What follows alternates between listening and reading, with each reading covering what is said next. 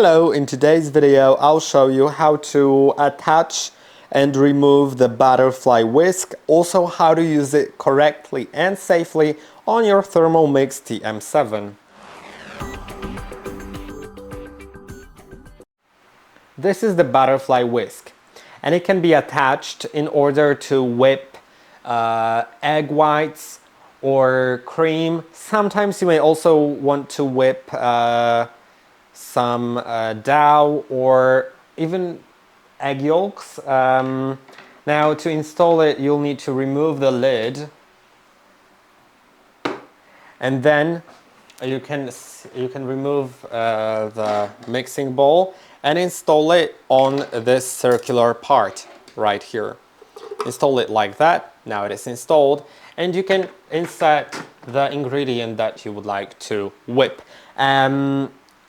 Later you can remove it by pulling it up. It may be a little more difficult to remove it after you've mixed, because it will kind of lock itself. Of course, remember to put the lid on as well, but we'll probably tell you about that.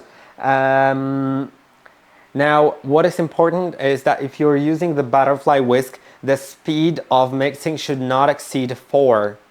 If I go to the manual cooking mode, make sure that this speed right here doesn't exceed number 4, otherwise it may break the whisk. So up to 4.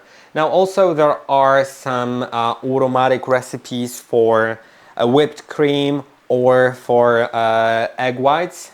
Let's search for egg whites.